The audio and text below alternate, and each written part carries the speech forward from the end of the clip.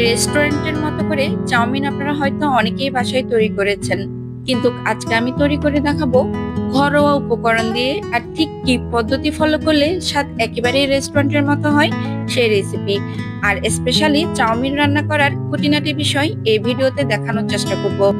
I hope আজকের রেসিপিটা আপনাদের অনেক বেশি ভালো লাগবে। আর রেসিপি ভালো লাগলে লাইক কমেন্ট শেয়ার করতে ভুলবেন না। সেই সাথে আরো নতুন নতুন রেসিপি দেখার জন্য চ্যানেলটি সাবস্ক্রাইব করে রাখবেন।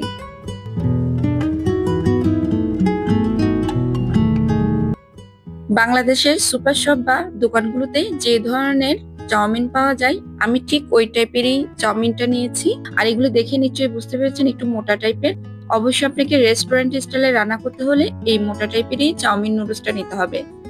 সবার প্রথমে আমি নুডলসটাকে সিদ্ধ করে নিব। এর জন্য একটা পাতিলে পরিমাণ মতো পানি ফুটিয়ে নিয়েছি। আর এর মধ্যে দিয়ে দিচ্ছি 1 চা চামচ লবণ আর 1 চা চামচের মতো রান্না করে রেগুলার তেল।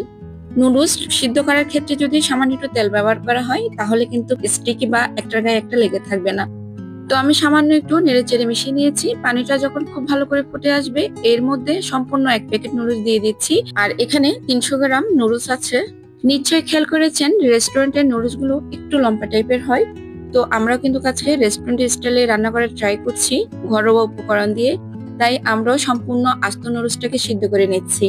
আর এই নুডলসটা সিদ্ধ করতে কিছুটা সময় লাগে, তাই বেশ কিছু সময় জাল করতে হয়।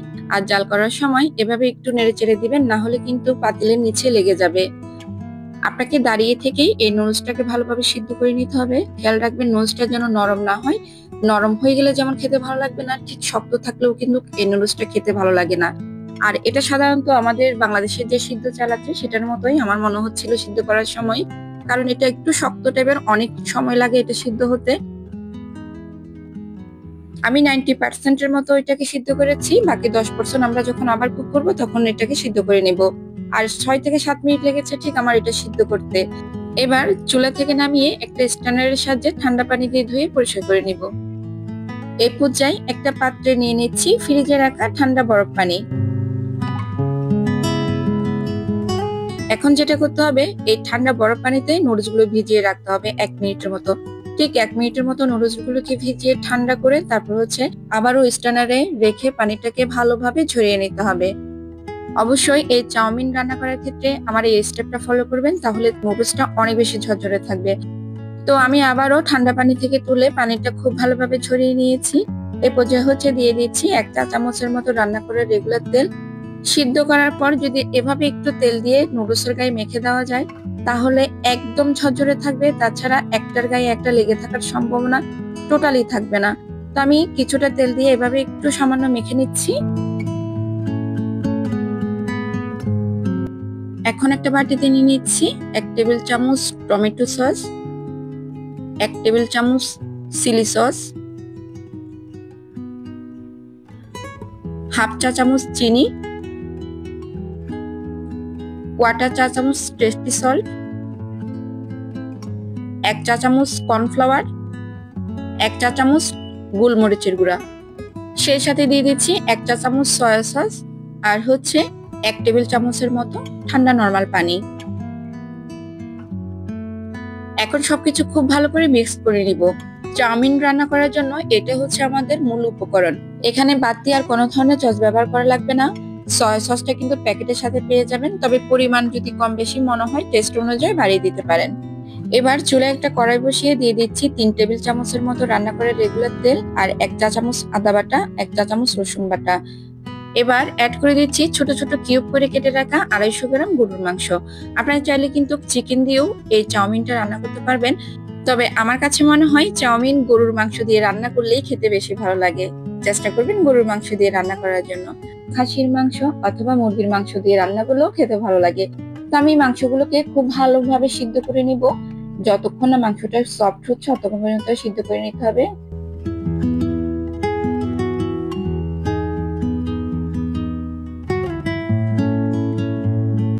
এখন অ্যাড করে দিচ্ছি কিউব করে কেটে রাখা পেঁয়াজ কুচি।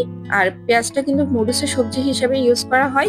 এটাকে কখনো লাল লাল করে ভাজতে যাবেন না, তাহলে কিন্তু নুডলস দেখতে যেমন ভালো লাগবে না, খেতেও কিন্তু তেমন একটা ভালো লাগবে না। স্বাদ মতো দিয়ে দিচ্ছি লবণ। আবারও কিন্তু সুন্দরভাবে নেড়েচেড়ে মিক্স করে নিচ্ছি। মাংসটাকে ভালোভাবে সিদ্ধ হওয়ার জন্য এখানে 1 কাপের মতো পানি দিয়ে দিচ্ছি। এবার ঢাকনা দিয়ে ঢেকে 10 মিনিট এটাকে আমরা লো হিটে রান্না করে নেব। ব্যাস, এখানে আমাদের মাংসটা খুব ভালোভাবে সিদ্ধ হয়ে গিয়েছে। মাংসের সাথে অ্যাড করে দিচ্ছি 1 কাপের মতো গাজর, আর গাজরগুলোকে আমি একটু লম্বা লম্বা ভাবে কেটে নিয়েছি যেন দেখতে ভালো লাগে। আর গাজর দেওয়ার পর 3 মিনিট আমি এটাকে সিদ্ধ করে অন্য পাত্রে তুলে নিয়েছি। 1 টেবিল চামচ দিয়ে দিচ্ছি রান্না করার রেগুলার তেল, আর একটা ডিম ভেঙে দিয়ে দিচ্ছি। এবার ডিমটাকে ঝরঝরে করে তেলের মধ্যে ভেজে নিচ্ছি। গাজরের মতো করে কেটে নেওয়া টমেটো দিয়ে দিচ্ছি 1 কাপ, আর টমেটোটাকে 2 মিনিটের মতো আমরা ডিমের সাথে রান্না করে নেব। স্বাদ মতো দিয়ে দিচ্ছি কাঁচামরিচ, যে যেভাবে ঝাল খান ঠিক সেভাবেই কাঁচামরিচটা অ্যাড করবেন, যদিও এটা একটু স্পাইসি টাইপের হবে। সামান্য একটু লবণ অ্যাড করে দিচ্ছি। এখন আবারও নেড়েচেড়ে কিছু সময় ভেজে নেব। এখন আগে থেকে সিদ্ধ করা চাউমিন নুডলসটা দিয়ে দিচ্ছি, সেই সাথে দিয়ে দিচ্ছি যে সসটা রেডি করে রেখেছিলাম ওটা। একটা বড় সাইজের ক্যাপসিকাম এভাবে লম্বা করে কেটে দিয়ে দিচ্ছি, সেই সাথে দিয়ে দিচ্ছি যে মাংসটা আমরা সিদ্ধ করে রেখেছিলাম ওটা। এখন সবকিছু খুব ভালোভাবে মিক্স করে নিব। এখানে আমি আপনাদেরকে একটা টিপস বলে রাখি, চাউমিন রান্না করার ক্ষেত্রে ক্যাপসিকাম কখনো শুরুতে বা মাঝপথে দিবেন না, রান্নার শেষ পর্যায়ে এই ক্যাপসিকামটা অ্যাড করবেন, তাহলে এটার কালার অনেক বেশি সুন্দর থাকবে। তাছাড়া রেস্টুরেন্টের মতো দেখতে লাগবে। আমরা অনেক সময় আগে ইউজ করে ফেলি, তাই দেখতে তেমন একটা ভালো লাগে না, কালচে টাইপের হয়ে যায়। তো আশা করি এই টিপসটা মনে থাকবে আপনাদের। তো আমি নেড়েচেড়ে খুব ভালো করে এগুলোকে মিশিয়ে 5 মিনিটের মতো কুক করে নিব। এতে করে ক্যাপসিকামও সিদ্ধ হয়ে যাবে, তাছাড়া 10% এর মতো আমরা নুডলসটাকে সিদ্ধ করে নিই, সেটাও সিদ্ধ হয়ে যাবে। ব্যাস, আমাদের নুডলস রান্না করা অলমোস্ট ডান। এবার পরিবেশন করার পালা।